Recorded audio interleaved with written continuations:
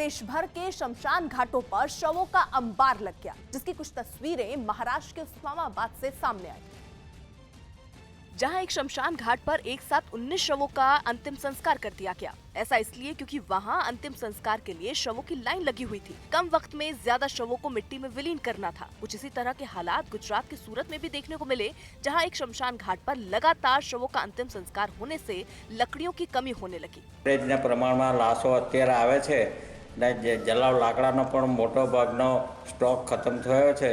उत्तर प्रदेश की राजधानी लखनऊ के एक शमशान का भी वीडियो वायरल हुआ, जिसमें बड़ी संख्या में शव एक साथ जलते दिखाई दिए। कहा जा रहा है ये शव कोरोना मरीजों के थे, जिनका अंतिम संस्कार किया गया। तो वहीं दिल्ली में कोरोना के कहर के बाद कब्रिस्तान में शवों को दफनाने के लिए जगह कम पड़ने लगी है, जिसकी एक तस्वीर विक्रम नगर इलाके में मौजूद दिल्ली के सबसे बड़े जदीद कब्रिस्तान अहले इस्लाम से सामने आई, जहां खुदाई करने वाली एक मशीन काम करती दिखाई दी ताकि ज्यादा से ज्यादा शवों को दफनाने के लिए जगह मिल सके, क्योंकि वहां शवों को दफनाने के लिए जगह मिलना मुश्किल हो रहा है। कब्रिस्तान की देखरेख करने वालों ने बताया कि बीते 10 दिनों में 50 से ज्यादा लोगों को वहां दफनाया जा चुका है। पहले ही इस कब्रिस्तान में कोरोना से जान गंवाने वालों के लिए अलग जगह बना दी गई थी, जो कि कब्रिस्तान कमेटी को कम पड़ती दिख रही है।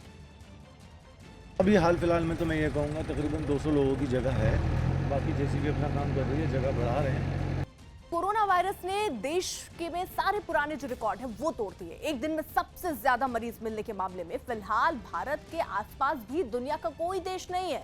न्यूज 18 की रवि सिंह की रिपोर्ट है कि स्वास्थ्य मंत्रालय के आंकड़ों के मुताबिक 24 घंटे में कोरोना के 2 लाख से ज्यादा नए मरीज मिले, जो अब तक का सबसे बड़ा आंकड़ा है। केवल मरीजों के मरने का नहीं, बल्कि 24 घंटे में मौत का आंकड़ा भी सबसे ज्यादा रहा। इस दौरान 1038 लोगों की मौत हुई और ये आंकड़े अब कितने गंभीर हो चुके हैं, इसका अंदाजा इस बात से लगाया जा सकता है कि 1 मार्च को देश में कोरोना के करीब 11,000 मरीज मिले थे और उसके बाद से मरीजों की गिनती करीब हर 10 दिन में दोगुनी हो रही है और इसी क्रम में ये गिनती बढ़ते हुए अब 2 लाख तक पहुंच चुकी है।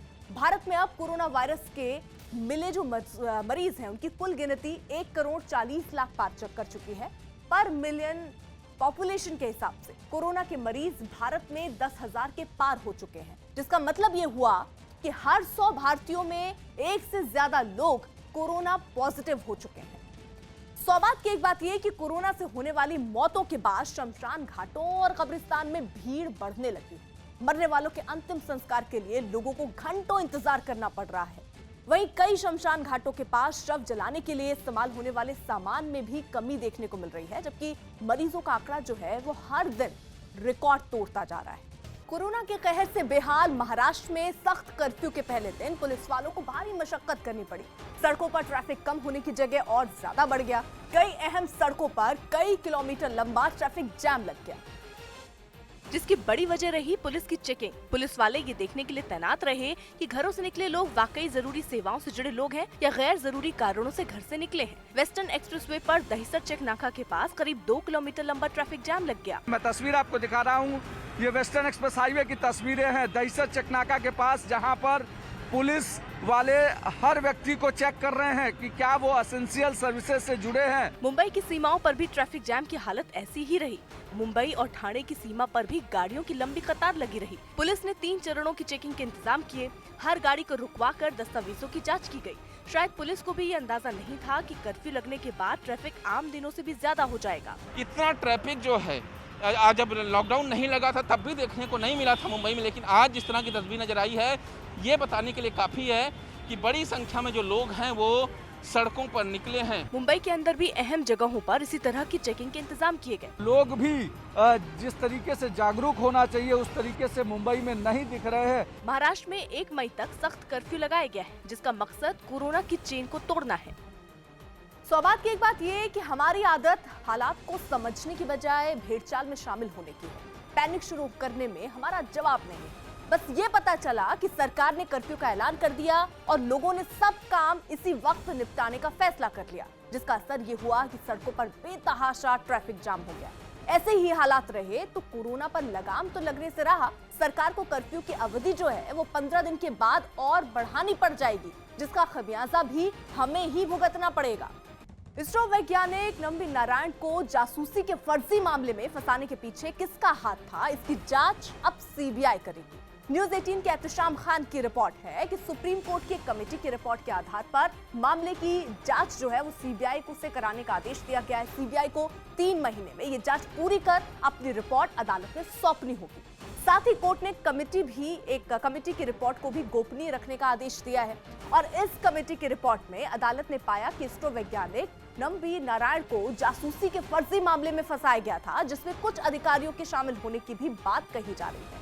इसरो के कई बड़े प्रोजेक्ट से जुड़े रहे नम्बी नारायण को 1994 में जासूसी के फर्जी मामले में फंसाया गया था, मगर वो 2 साल बाद बरी हो गए थे और उन्हें सुप्रीम कोर्ट ने 50 लाख रुपए का मुआवजा देने का आदेश भी दिया था। मध्य प्रदेश के छतरपुर में कोरोना की वजह से लागू कर्फ्यू को तोड़ने वालों पर पुलिस सख्त हो गई है। वहां 22 अप्रैल की सुबह 6 बजे तक कर्फ्यू लागू है, लेकिन उसके बावजूद जो लोग सड़कों पर बेवजह घूमते मिले, उन्हें शहर के एसपी सचिन शर्मा और कलेक्टर शैलेंद्र सिंह ने पकड़ लिया। कार्रवाई के दौरान इन अधिकारियों के साथ उनकी पूरी टीम मौजूद रही। ये लोग एक जगह खड़े हो गए और हर आती जाती गाड़ी को रोका। जो फिजूल में घर से बाहर मिला, उन्होंने उसे सबक सिखाने के लिए उसकी लाठियों से खूब पिटाई की। कुछ लोग ऐसे भी उनके हत्थे चढ़े जिन्हें पहले सड़क पर मुर्गा बनाया गया और फिर उसके बाद उन्हें डंडे भी मारे गए। सौभाग्य की एक बात यह है कि कोरोना को फैलने से रोकने के लिए कर्फ्यू लागू किया गया है। ऐसे में जो लोग बेवजह घूम रहे हैं, उन्हें सबक सिखाने के लिए जिले के अधिकारी को खुद सड़क पर आना पड़ा। लोग कर्फ्यू के नियम को माने, इसलिए सख्ती बरती जा रही है। कोरोना के कहर के बीच दिल्ली पुलिस ने लोगों को जागरूक करने के लिए अनोखा तरीका निकाला। इसके लिए यमराज और यमदूत की वेशभूषा में कुछ कलाकारों को सड़कों पर उतारा गया, जो भीड़ भाड़ वाली जगहों पर लोगों के बीच पहुंचे। राजधानी के नेहरू प्लेस इलाके में मौजूद एक बाजार में ये कलाकार घूमते नजर आए। मकसद साफ है कि लोग इस बीमारी से डरें, मास्क लगाएं, सोशल डिस्टेंसिंग का पालन करें। यमराज और यमदूतों की वेशभूषा में 3 कलाकार वहां घूम रहे लोगों के बीच पहुंचे। उनके साथ कुछ पुलिस वाले भी मौजूद रहे। इस दौरान इन कलाकारों ने लोगों को ये समझाने की कोशिश की कि कोरोना के नियमों का पालन करना कितना जरूरी है।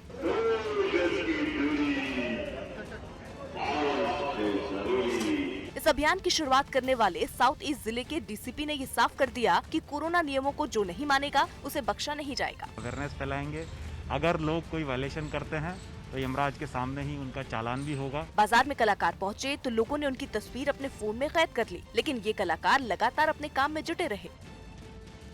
सौभाग्य की एक बात यह है कि भीड़ भरे बाजार में घूम घूम कर यमराज बने कलाकारों ने लोगों से मास्क पहनने, दूरी बनाए रखने, घर से बिना वजह नहीं निकलने की अपील की। अपील के साथ यमराज बने कलाकारों ने उन्हें इस बात के लिए भी डराया कि जो लोग कोरोना नियमों का पालन नहीं करेंगे, उन्हें वो अपने साथ ले जाएंगे। कोरोना संकट की वजह से सीबीएसई की 12वीं की परीक्षा टालने के बाद केंद्र सरकार ने एक और बड़ा फैसला लिया। न्यूज 18 के विक्रांत यादव की रिपोर्ट है कि मेडिकल कॉलेज से जुड़ी national eligibility cum entrance test post graduate की परीक्षा अब अपने तय तारीखों पर नहीं होगी, जो इसी महीने 3 दिन बाद यानी 18 अप्रैल को होनी थी। लेकिन सरकार ने तेजी से फैल रहे वायरस की वजह से इसे टालने का ऐलान किया। परीक्षा की अगली तारीख क्या होगी, ये फैसला अब बाद में होगा। ये जानकारी ट्वीट कर खुद केंद्रीय स्वास्थ्य मंत्री डॉक्टर हर्षवर्धन ने दी। उत्तर प्रदेश के भदोही जिले से हैरान कर देने वाला एक वीडियो सामने आया, जिसमें पंचायत चुनाव के दौरान 2 गुटों के बीच मारपीट हुई। बताया गया कि चुनाव में अपनी किस्मत आजमा रहे 2 प्रत्याशियों के समर्थकों में किसी मामूली बात पर विवाद शुरू हुआ, जो देखते ही देखते मारपीट में बदल गया। इस दौरान वो लोग मतदान केंद्र के अंदर ही एक दूसरे से भिड़ गए, जिससे वहां अफरा तफरी मच गई। कोई गुट किसी से हार मानने को तैयार नहीं दिखा। हालांकि पुलिस के साथ वहां मौजूद कुछ लोगों ने बीच बचाव की भी कोशिश की, लेकिन उसका कोई फायदा नहीं हुआ। लड़ते लड़ते दोनों गुट मतदान केंद्र से बाहर चले गए।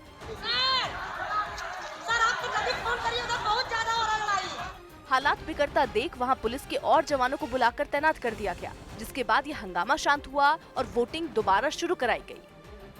सौभाग्य की एक बात यह है कि मतदान केंद्र में जिस वक्त दोनों गुटों के बीच बहस शुरू हुई, अगर वक्त वहां मौजूद सुरक्षा बल के जवानों ने सख्ती दिखाई होती तो ये हंगामा खड़ा ही नहीं होता।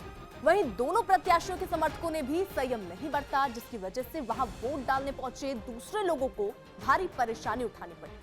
राजस्थान सरकार की मंत्री ममता भूपेश पर कोरोना नियमों का पालन नहीं करने का आरोप लगा, वो भी तब जब वहां कोरोना से कोहराम मचा है। मंत्री ममता भूपेश अंबेडकर जयंती के कार्यक्रम में दौसा पहुंची और जैसे ही वो मंच पर पहुंची, लोगों की भीड़ जमा हो गई। वहां मौजूद लोग लॉकडाउन के नियम कायदे सब भूल गए। ममता भूपेश के वहां पहुंचते ही लोगों ने उन्हें चारों तरफ से घेर लिया और फिर माला पहनाकर उनका स्वागत किया। इस दौरान बाकी लोगों की तरह उन्होंने भी मास्क पहनना जरूरी नहीं समझा। इससे पहले वो सैकड़ों महिलाओं के साथ शोभा यात्रा में भी शामिल हुई।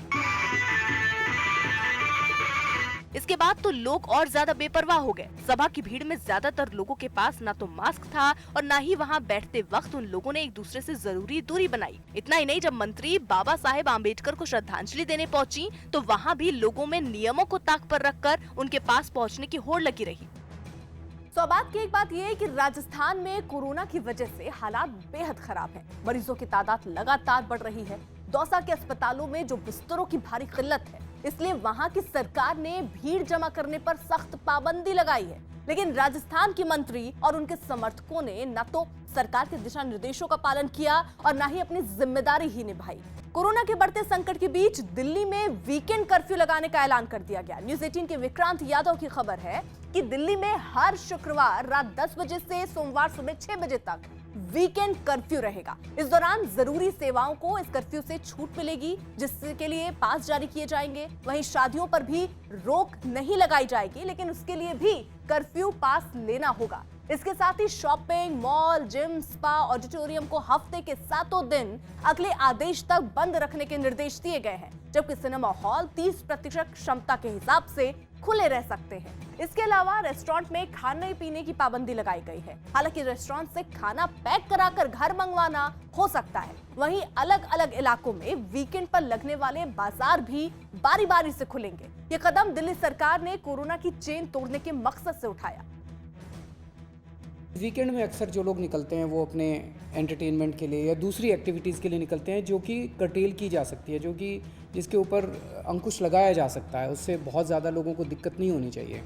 कोरोना के कहर को देखते हुए उत्तर प्रदेश और गुजरात में भी बोर्ड की परीक्षाएं टल गई। न्यूज़ 18 के अजीत सिंह की रिपोर्ट है कि कोरोना मरीजों की संख्या में लगातार हो रहे इजाफे को देखते हुए योगी आदित्यनाथ सरकार ने यूपी बोर्ड की परीक्षाओं को टालने का फैसला किया। मई में परीक्षाओं की नई तारीखों का विचार उस पर हो सकता है कि वो तारीख क्या होंगी। उत्तर प्रदेश की ही तरह गुजरात में भी 10वीं और 12वीं की बोर्ड परीक्षाएं टाल दी गई, जबकि पंजाब सरकार ने पहली से 11वीं क्लास में पढ़ने वाले छात्रों को अगली क्लास में प्रमोट करने का फैसला लिया। हालांकि 12वीं की बोर्ड एग्जाम पर अभी फैसला नहीं लिया गया। वहीं हरियाणा सरकार ने 10वीं की बोर्ड परीक्षा रद्द कर दी और 12वीं की बोर्ड परीक्षा को कुछ दिनों के लिए टाल दिया गया है।